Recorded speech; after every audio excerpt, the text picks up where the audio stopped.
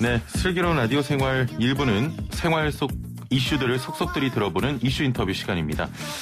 사회복지 공동모금회에 따르면 지난해 법인 기부와 개인 기부가 전년보다 30%씩 증가해 역대 최고치였다고 합니다. 기부 금액도 2천억 원 가까이 늘어난 8,462억 원이었다고 하는데요. 코로나19로 모두가 어려운 상황에도 기부금은 오히려 훌쩍 늘었습니다. 자, 최근 IT 기업 창업자들의 통큰 기부 행렬도 주목을 받고 있는데요. 5조 원 이상 기부를 약속한 김범수 카카오 이사회 의장에 이어서 배달의 민족을 만든 우아한 형제들의 김종진 의장도 자신의 재산 중 절반을 기부하겠다고 밝혔습니다.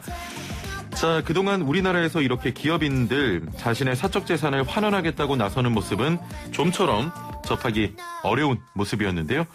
우리나라의 기부 문화가 긍정적인 변화를 겪고 있는 걸까요? 오늘은 우리나라의 기부에 대해 이야기 나눠보려고 합니다.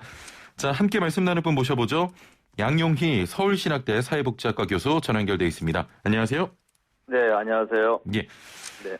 IT 기업인의 기부 선언과 함께 더 기빙 플래지란 그 기부 클럽이 주목을 받고 있습니다. 예, 빌 게이츠 마이크로소프트 회장과 웨런 그 버핏 등이 여기에 동참하고 있다는 건데 이게 어떤 모임입니까? 네, 우리가 익히 알듯이 빌 게이츠는 그동안 많은 기부를 해왔죠. 예. 회원도 만들고 그러다가 2010년에 워렌 버핏과 같이 미국에 한 40여 명이 미국의 그 부호들을 중심으로 해서 예. 세계의 이런 빈곤, 난민, 재난 이런 다양한 문제를 위해서 우리가 기부에 실천하자. 어떻게 보면은 전통적으로 우리가 늘 이야기하는 오블리제를 좀 우리가 학생들이 도덕의식과 솔선수범을 보이자 해서 우리가 기부하자고 하는 서약의 어떤 그런 선언을 한 그 모임입니다. 예. 가입할 수 있는 조건 같은 게 있습니까? 거기는 이제 작은 기부보다는 이제 좀 부호들이 참여를 하기 때문에요. 예. 한 10억 달러 이상의 재산을 소유하고 있는 사람은 한 1조 정도 되겠죠. 예. 그 재산의 50%를 이제 기부하겠다고 약속을 했습니다. 예. 그러니까 재산이 많을수록 사실 쉽지 않겠죠. 만일 10조가 있다 그러면 5조 정도 해야 되겠죠. 예, 네. 예. 네. 일단은 기부 금액이 어마어마한 그런 모임이고요. 네네. 이 모임을 통해서 기부 선언하는 게 이게 어떤 의미가 있는 겁니까? 강제성이 있거나 하는 건 아니잖아요. 물론 그건 자발적으로 참여하고요. 예. 그래서 이제 이 운동을 위해서 이제 빌 게이츠가 전 세계의 많은 그 부호들에게 동참을 권유했습니다. 예. 그래서 지금까지 한 25개국의 그 부호들이 이제 한 200여 명의 부호들이 참여를 했습니다. 예. 근데 보면 이제 나이를 보면 한 30대에서 90대까지 최근에 이제 IT라는 기업을 통해서 새로 이제 부를 창출하는 젊은 부호들도 있기 때문에 예. 젊은 사람부터 나이 많은 사람까지 자발적으로 이제 참여하고 연령층 굉장히 다양하고요. 네, 다양한 연령층이 참여하고 있죠. 네. 예. 한국인 최초로 기부자 등록이 됐다고 하는데 네네네. 그만큼 아직 우리나라에서 기부가 좀 덜 활성화됐다 이렇게 봐야겠습니까? 우리나라가 이제 사실 지난 10여 년 사이에 우리가 2000년을 전후해서 예. 우리나라 기부가 많이 발전을 했습니다. 좀 전에 그 아나운서분이 말씀하셨듯이 사회복지 공동모금을 비롯해서 많은 모금단체들의 모금 활동이 아주 활성화되면서 기부금 규모가 엄청나게 늘었어요. 그래서 이제 국세청 통계를 보면 한 10여 년 사이에 거의 한 4배 정도가 늘었거든요.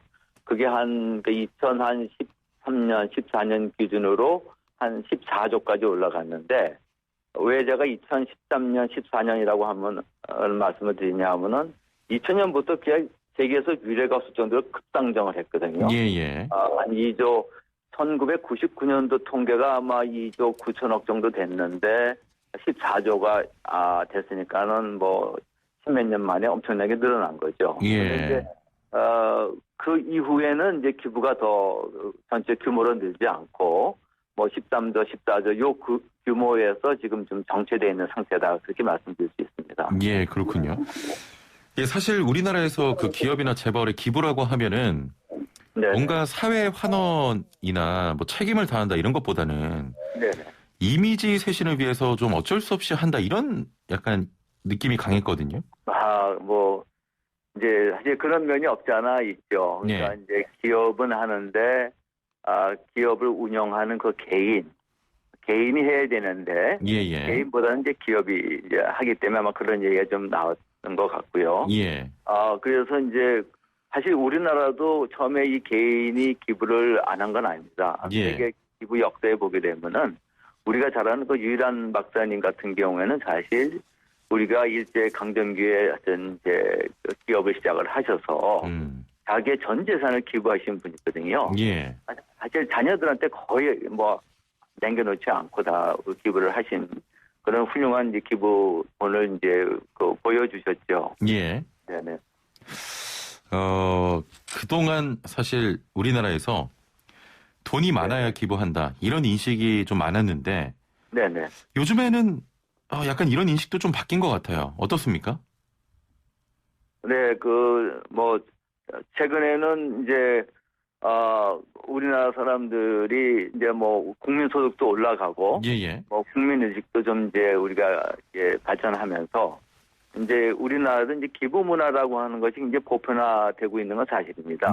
또 이 기부라고 하는 것은 꼭 물질적인 것뿐만이 아니라 자원봉사도 하나의 나눔의 형태이기 때문에 우리나라가 이런 부분이 굉장히 이제 뭐 많이 기부 문화가 좋아지고 있는데요. 그다음에 우리 아나운서분이 말씀하셨듯이 좀 더 우리 사회의 그 지도자층의 솔선수범한 기부가 좀 약했던 건 이제 사실이죠.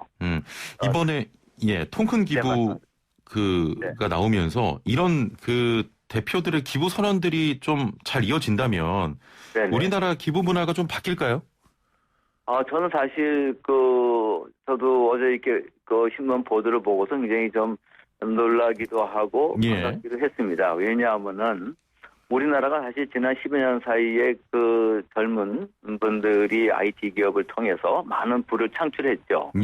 새로운 이제 젊은 부들이 나왔는데 사실 미국이나 선진국처럼 이런 기부에 대한 것들이 좀 아쉬웠던 게 사실이거든요. 근데 요번에 이제 뭐 김범수 의장이나 우리 김봉진 대한민족 대표 같은 이런 선언을 보고서 굉장히 이거는 뭔가 나라의 이제 좀 가진 자층들의 솔선수범을 보이는 좋은 어떤 사례와 또 다른 우리나라의 부호들에 대한 좋은 의미에서의 도전이 되지 않겠는가 그런 생각을 하게 됩니다. 조금 전에 외국의 기부 문화가 좀 부러웠다 이렇게 말씀하셨는데 한 애청자분 4471번님께서는 미국은 기부하면 세금 감면해 주죠. 우리나라도 세금 감면 제도가 있나요? 그것 때문에 물론 있습니다. 있군요. 네, 우리나라도 이제 개인이 내는 경우에는 기부 금액이나 기부 방식에 따라서 조금 차이는 있는데요. 적게는 한 15%에서 30%까지 자기가 내는 기부금에 세액 공제를 해주고 있습니다. 연말정산 때 다. 그렇습니다. 네네. 최근에 챌린지를 통한 기부처럼 기부에 대한 접근이 과거보다는 좀 수월해진 것 같아요. 어떻게 보십니까? 그렇죠. 일단은 뭐 이런 매체를 통해서 우리나라에서 보게 되면은 기부에 대한 이런 보도라든지 논의들이 많이 되어지고 있기 때문에 사람들이 이제 기부에 쉽게 참여하는 동기를 얻게 되고요. 또 우리가 IT가 발전하다 보니까 옛날에는 기부를 하려고 그러면 뭐 기부단체를 찾아간다든지 내가 뭐 이런 DM을 통해서 기부 요청을 받을 때만 하게 되는 경우가 있는데 지금은 사실 뭐 누구든지 언제나 이런 우리 뭐 방송은 물론 인터넷 사이트 들어가면 기부를 할 수가 있기 때문에 기부를 할 수 있는 접근성은 굉장히 좀 이렇게 용이해졌다 이렇게 볼 수가 있죠. 지금 여전히 개인이 통 큰 기부를 하기는 쉽지 않다 이런 생각도 드는데 평생 모았던 돈을 기부했더니까 세금 때문에 곤혹을 겪는 사례도 있었고 특히 폐지를 주어서 기부를 했는데 뭐 세금 때문에 좀 힘들었다 이런 기사들이 종종 나와요. 이런 사례를 보면 좀 우리나라가 기부하기 어려운 환경 아닌가 이런 좀 느낌도 받는데 어떻게 보십니까? 그게 좀 됐죠. 기부를 했는데 그게 증여로 처리가 돼가지고서 예.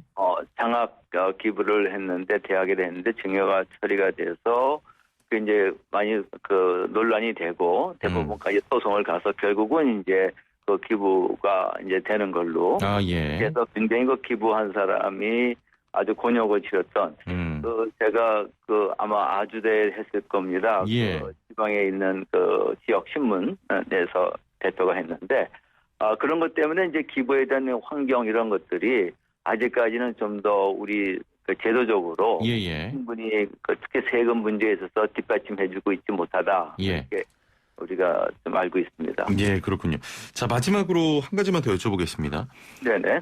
기부금이 제대로 쓰이고 있는지 사실 좀 걱정이 많거든요. 네네. 기부한 돈을 어떻게 쓰고 있는지 좀 확인할 수 있는 방법이 있습니까? 이제는 이제 기부에 대한 이제 투명성이 굉장히 중요해지고 있거든요. 예. 그래서 뭐 우리가 몇 년 전에 뭐 어금니 아빠 이영학 씨나 그렇습니다. 그다음에 세희망 씨앗에서 뭐 127억을 모금해서 목적과 달리 쓰기 때문에 큰 사회적인 물의를 일으켰죠. 그래서 이제 기부할 때 사람들한테 왜 기부를 안 하냐 물어봤을 때 또 어떤 경우 기부를 하냐고 물어봤을 때 가장 중요시 여기는 것이 투명성입니다. 예, 그럼요. 그럼 투명성은 기부를 받은 단체가 자기네가 기부자의 목적대로 목적대로 그것을 쓴다고 하는 것을 투명하게 공개해야 되는데요. 이제는 이제 국세청 사이트에 3억 이상의 뭐 모금을 한다든지 또 5억 이상의 자산이 있는 데는 전부 다 공개를 하도록 되어 있습니다. 그래서 그 기부금 쓰여진 걸 이렇게 할 수 있도록 되어 있고요. 그 다음에 기부를 하기 위해서는 이제 기부 규모에 따라서 지자체나 그 행자부에다가 이렇게 등록을 하도록 되어 있죠. 예, 알겠습니다. 자, 교수님 오늘 말씀 여기까지 듣겠습니다. 감사합니다. 네. 예, 지금까지 양용희 서울신학대 사회복지학과 교수와 함께했습니다.